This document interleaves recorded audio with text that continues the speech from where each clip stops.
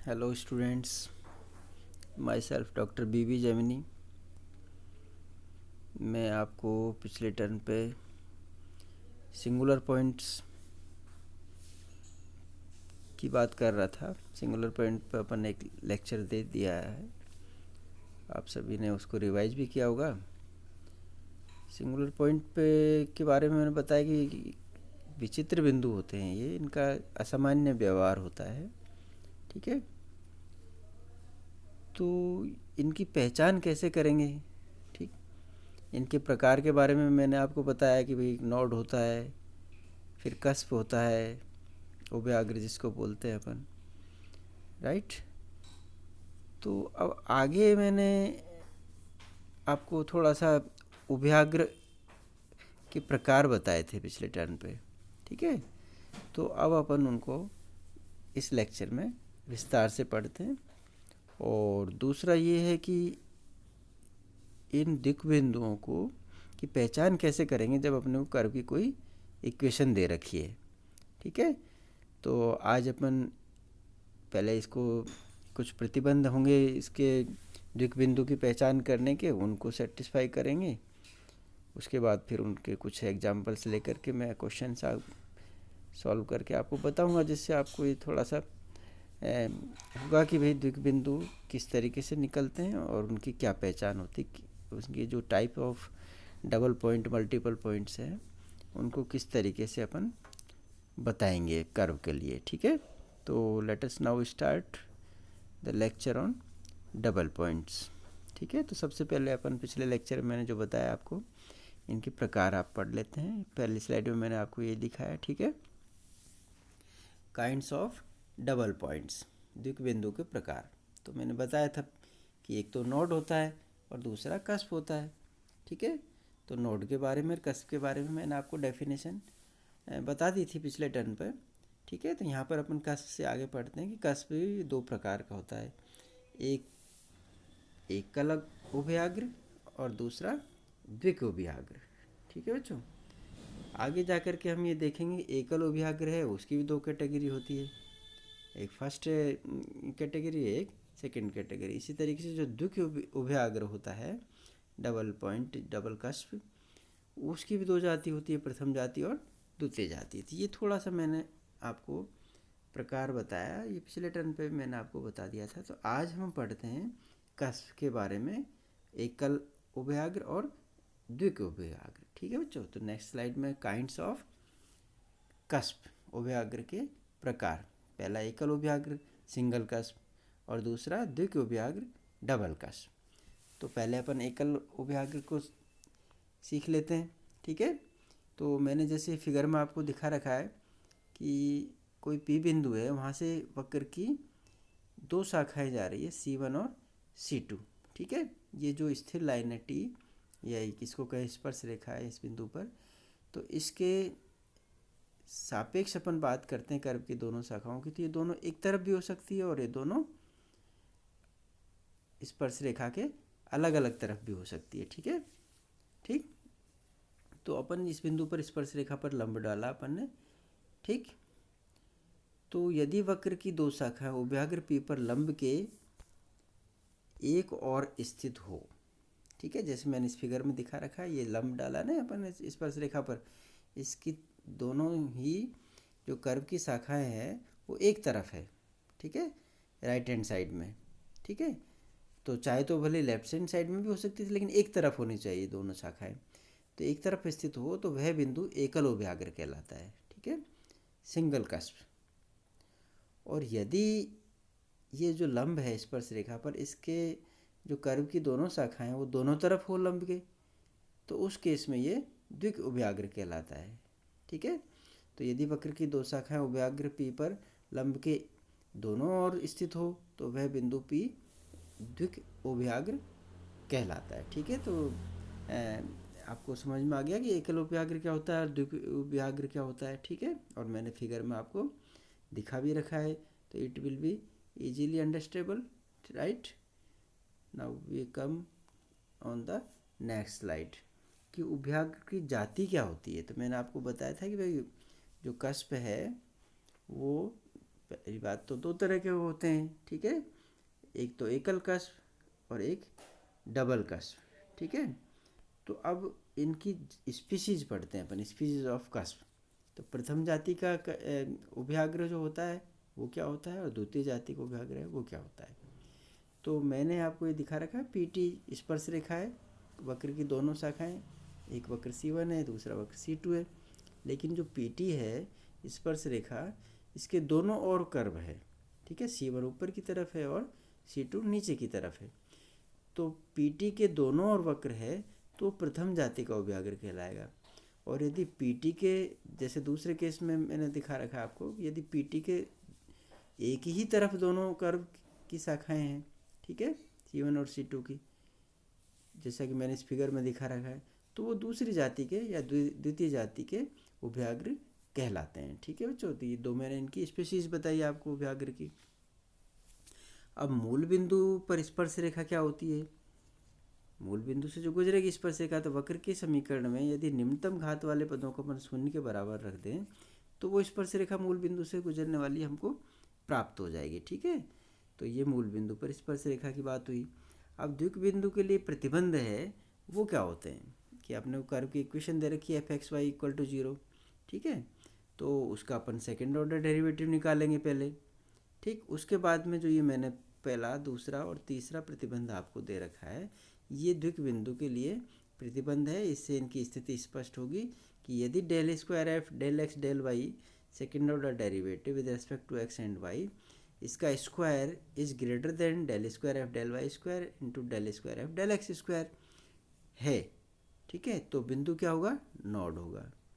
इसी तरीके से यदि del square F del x del Y का whole square is equal to del square F del Y square into del square F del x square हो जाए, ठीक है, तो बिंदु उभयाग्र होगा, राइट।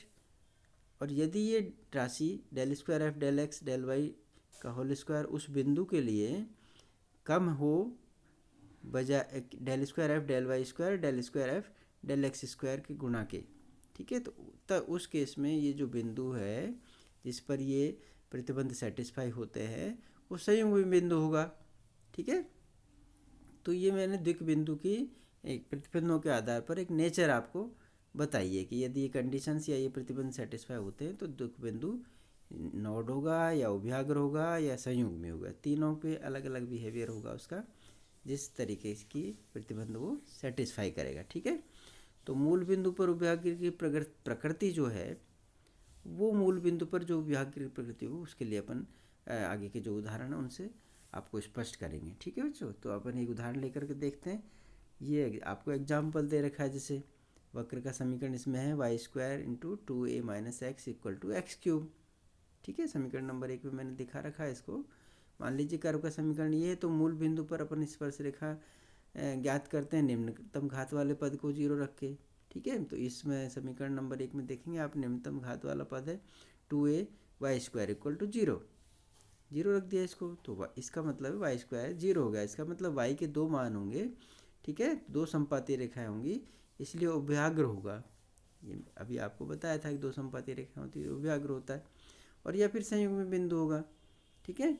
तो अब अपन इसको देखते हैं। वक्र के समीकरण को मैंने इस तरीके से रख दिया, वाई के लिए Y equal to ±√x³ / 2a-x, ठीक है, वाई की वैल्यू आ गई एक्स की टर्म में, समीकरण नंबर 2 में मैंने इसको दिखा दिया है। तो यहाँ जो ये फिगर मैंने दिखा रखा है वो एक्स अक्ष से, ठीक है, जो कर्व है वो नेचुरली प्लस और माइनस होगा, एक्स अक्ष के ऊपर भी होगा और एक्स अक्ष के नीचे भी होगा, क्योंकि वाई की जो वैल्यू है वो प्लस माइनस में है, ठीक है। और जो इसका क्षेत्र होगा वो जो वाई अक्ष है उस कर्व के राइट में होगा, ठीक है ना, एक्स नेगेटिव नहीं होगा इसमें। तो उस केस में ये मैंने फिगर आपको बताया कि इस तरीके से कर्व की शाखाएं निकलेंगी।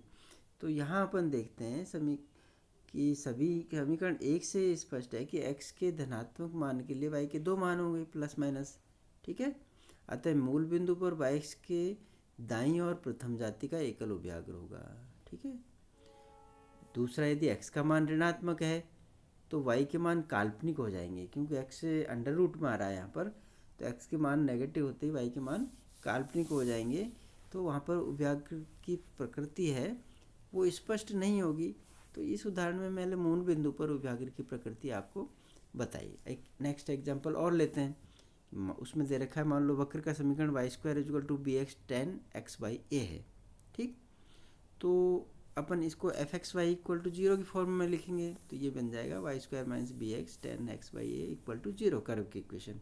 समीकरण नंबर 1 में मैंने इसको दिखा रखा है।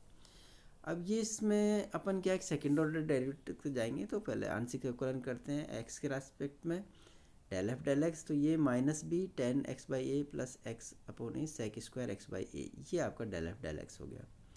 फिर अपन डेल एफ डेल वाई निकालते हैं, मतलब वाई के सापेक्ष फलन का अवकलन करते हैं, तो ये 2y आएगा। तो इसका मतलब del square F del Y square constant हो जाएगा और 2 के बराबर आएगा। और इसी तरीके से डेल एफ डेल एक्स को आगे डिफ्रेंशिएट करेंगे अपन एक्स के रेस्पेक्ट में, तो del square F del x square मिल जाएगा। ये मिलेगा आपको माइनस बी ब्रैकेट में 1 upon A sec square X by A plus 1 upon A sec square X by A plus X upon A square into 2 sec square X by A into 10 X by A. ठीक है, तो ये second order derivative अपने को मिल गए। अब अपन जो प्रतिबंध है द्विक बिंदु के लिए उसको सेटिस्फाई करवाते हैं। ठीक है, तो सबसे पहले तो अपन बिंदु निकालेंगे। तो बिंदु निकालने के लिए अपन को क्या है, डेल एफ डेल एक्स और डेल एफ डेल वाई को अलग अलग जीरो कर देंगे, तो उससे एक्स और वाई की वैल्यू प्राप्त हो जाएगी। तो यहाँ देखेंगे अपन del F del x equal to zero करा, तो minus B tan X by A minus B upon A X sec square X by A को जीरो कर दिया। ठीक है, तो ये जो इक्वेशन है वो एक्स इक्वल टू जीरो पर सेटिस्फाई हो रही है। ठीक, तो इसका मतलब है एक्स का मान जीरो होगा। अब डेल एफ डेल वाई के लिए लेते हैं, del F del y equal to zero means 2y equal to zero, तो यहाँ तो y इक्वल टू जीरो हो गया। तो x की वैल्यू जीरो पहले आ गई डेल एफ डेल एक्स से, और डेल एफ डेल वाई से y की वैल्यू जीरो आ गई। इसका मतलब मूल बिंदु इसका कोई पॉइंट होगा। ठीक है, तो इस प्रकार बिंदु 0 0 वक्र एफ एक्स वाई को संतुष्ट करता है। ठीक, तो 0 0 द्विक बिंदु होगा। ठीक, अब इस बिंदु पर अपन प्रतिबंध सेटिस्फाई करते हैं। द्विघात जो सेकेंड ऑर्डर डेरिवेटिव है, पार्शियल डेरिवेटिव, वो ज्ञात करते हैं। तो del square by del x del Y अपन ने निकाला हुआ है, उसको 0 0 से इस बिंदु पर इसकी वैल्यू निकालेंगे तो वो जीरो आएगी। इसी तरीके से del square F del Y square को भी 0 0 पे कैलकुलेट करा अपन ने, जैसे इस समय मैं आपको पिछले स्लाइड में दे रखा है ना डबल डेरिवेटिव, इसमें मैं 0 0 मान रख रहा हूँ, मतलब मूल बिंदु से इसको सेटिस्फाई करवा रहा हूँ। तो del square F del Y square equal to तो 2 है, तो वो तो कांस्टेंट हो जाए, और del square F del x square है वो आपका माइनस 2b अपॉन ए हो जाएगा। ठीक है बच्चों, तो ये मैंने इस बिंदु पर del square y del x del y del square F del Y square del square F del x square की वैल्यू निकाली है। ठीक, अब अपन प्रतिबंध से बात करते हैं। तो प्रतिबंध 0 0 पे क्या होगा, इनके 0 0 पर ये वैल्यूज रखेंगे अपन। तो प्रतिबंध है del square F del x del Y square का whole square less than equal to greater than जो भी यह होगा वो देखेंगे, into del square F del x square into del square F del Y square. तो अब हम इस चीज़ कंडीशन को 0 0 पे सेटिस्फाई करवाते हैं। तो आपको ध्यान है कि ये लेफ्ट हैंड साइड में 0 आ जाएगा, और राइट हैंड साइड में del square F del x square की वैल्यू है वो माइनस 2b अपॉन ए है, और del square F del Y square की वो 2 है, तो आपस में गुणा करेंगे। तो ये जो चीज़ें मिली है आपको, इसके मतलब ये होंगे कि 0 is greater than minus 4b upon A. ठीक है, यदि ए और बी समान है, ठीक है, मतलब विपरीत निशान के नहीं है, जो ए का निशान है वही बी का निशान है, तो उस केस में पहला मतलब सेटिस्फाई होगा कि 0 is greater than minus 4b upon A. ठीक है, तो इसका मतलब ये हुआ कि ये बिंदु 0 0 है वो नोड होगा। ठीक, और यदि ए और बी विपरीत निशान के होंगे तो नेचुरली ये कंडीशन सेटिस्फाई करेगी कि 0 is less than 4b upon A. ठीक है, तो इसका कंडीशन से अपन कहेंगे कि संयुग्मी बिंदु होगा, ये जो आपका कस्प है वो संयुग्मी होगा। ठीक है बच्चों, तो इस तरीके से अपन ये जो प्रतिबंध है del square F del x del Y का whole square is less than equal to greater than del square F del x square del square F del Y square, इससे अपन उस बिंदु को सेटिस्फाई करवा करके इस कंडीशन को, जो कंडीशन हमें प्राप्त होगी ट्रू, उसके आधार पर उस बिंदु का निर्धारण करेंगे कि वो नोड होगा, कस्प होगा, और कस्प होगा तो उस किस तरीके का होगा। ठीक है, तो ये मैंने एग्जांपल लेकर के आपको बताया। अब इस पे आधारित एक क्वेश्चन कर लेते हैं, तो आपको थोड़ा सा कॉन्फिडेंस भी आ जाएगा और आगे की एक्सरसाइज करने में भी आपको मदद मिलेगी। तो यहाँ क्वेश्चन एक है, मैंने दिया है आपको, x cube plus x square plus y square minus x minus 4y plus 3 equal to 0, ये कोई वक्र की इक्वेशन है। अब अपने को क्या करना है, द्विक बिंदुओं की स्थिति एवं प्रकृति का परीक्षण करना है। ठीक है, द्विक बिंदु के बारे में बात करनी है कि ये कहाँ होगा, कैसा होगा और इसकी क्या नेचर होगी। ठीक है, तो अपन वही करेंगे, फर्स्ट ऑर्डर डेरिवेटिव भी निकालेंगे, सेकंड ऑर्डर डेरिवेटिव भी निकालेंगे, फिर प्रतिबंधों को भी संतुष्ट करवाएंगे। ठीक है, तो first order derivative del F del x equal to 3x² plus 2x plus minus 1 हो गया, और del F del y 2y minus 4 हो गया इस कर्व के लिए। ठीक है, तो द्विक बिंदु के लिए अपन पॉइंट निकालेंगे, तो दोनों del F del x Y equal to 0 लिख देंगे, del F del y equal to भी 0 रख देंगे।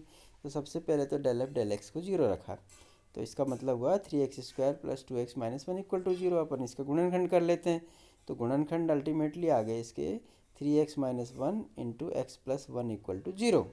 ठीक है, इनको अलग अलग अपन ने 0 से इक्वेट कर दिया, तो x की वैल्यू 1 से तो -1 आई, और दूसरे से x की वैल्यू 1/3 आई। तो x की हमें दो वैल्यू प्राप्त होगी, -1 और 1/3। अब इसी प्रकार से अपन डेल एफ डेल वाई को 0 करते हैं, तो ये 2y माइनस 4 इक्वल टू 0 मिल जाएगा। यहाँ से अपने को y इक्वल टू 2 मिल गया, तो x के दो मानों के लिए y इक्वल टू 2 मिल गया। तो अल्टीमेटली जो बिंदु हुआ, दो हो गए बिंदु, एक तो -1 2 और एक 1/3 2। ठीक है, तो दो बिंदु प्राप्त हो गए अपने को, -1 2 और 1/3 2। अब इन दोनों बिंदुओं की अपन प्रकृति जानते हैं। ठीक है, तो इन बिंदुओं पर वक्र का इक्वेशन क्या, मतलब मान क्या होगा। मैंने जो वक्र का समीकरण है उसमें x की जगह -1 और y की जगह 2 रख दिया। तो आप ध्यान देंगे, इस वक्र के समीकरण में x इक्वल टू -1 और y इक्वल टू 2 रखने पर इसका मान 0 हो जाता है, तो ये सेटिस्फाई हो जाता है। ठीक है, इसका मतलब -1 और 2 जो बिंदु है वो द्विक बिंदु है। ठीक है, डबल पॉइंट है। तो अब अपन सेकेंड ऑर्डर डेरिवेटिव कैलकुलेट कर लेते हैं इनके कर्व के, है ना। तो del square F del x square equal to 6x plus 2 आया, और del square F del x del y है वो 0 आया, del square F del Y square है वो 2 आएगा। ठीक है, अब इन सेकेंड ऑर्डर डेरिवेटिव्स को अपन इस बिंदु पर वैल्यूज निकाल लेते हैं। तो del square F del x square की वैल्यू तो -4 आ गई। ठीक है, और del square F del x del y 0 है ही ऑलरेडी, और del square F del Y square 2 आ गया। ठीक है, ये तीनों चारों वैल्यू अपने को इस बिंदु पर मिल गई। तो इस बिंदु -1 और 2 के लिए आवश्यक प्रतिबंध से अपन इसकी नेचर ज्ञात करेंगे। तो मैंने इसका मान रख दिया, del square F del x del y इस बिंदु के लिए है आपका 0, तो 0 रख दिया। और del square F del x square है आपका -4, इसकी जगह -4, और del square F del Y square है आपका 2, तो ये मान मैंने रख दिया। तो इससे आपको स्पष्ट आ गया कि 0 इज़ ग्रेटर देन -8। ठीक है, तो इस प्रतिबंध में बिंदु -1 और 2 नोड हुआ। ठीक है, ठीक, तो यह बिंदु आपको जो -1 और 2 है ये नोड मिल गया। ठीक है बच्चों, तो इस तरीके के सवाल आप भी करें, जिसमें आपको द्विक बिंदु की प्रकृति भी मिलेगी, है ना, कि नोड है, कस्प है, और किस तरीके से सवालों को करते हैं, ये मैंने थोड़ा सा आपको स्पष्ट करने की कोशिश की है। ठीक है, तो ये सिंगुलर पॉइंट आज मैं यहीं ख़त्म करूँगा। इस पर आधारित जो सवाल हैं वो आप करने की कोशिश करें, क्योंकि ये जो नेचर ऑफ दिस पॉइंट्स है ये it will B come out in curve tracing. The next lecture is based upon curve tracing. ठीक है, तो आगे का जो लेक्चर है हम वक्र अनुरेखण पर पढ़ेंगे कि वक्रों का अनुरेखण या कर्व्स का ट्रेसिंग किस तरीके से किया जाता है। वहाँ इन बिंदुओं का व्यवहार अपने को ज्ञात करना पड़ता है। ठीक है, तो इसलिए अपन ने ये चैप्टर पढ़ा, और तो सिंगुलर पॉइंट आज मैं यहीं ख़त्म करता हूँ। ठीक है बच्चों, नेक्स्ट टर्न पे अपन कर्व ट्रेसिंग पढ़ेंगे। Okay, thank you very much.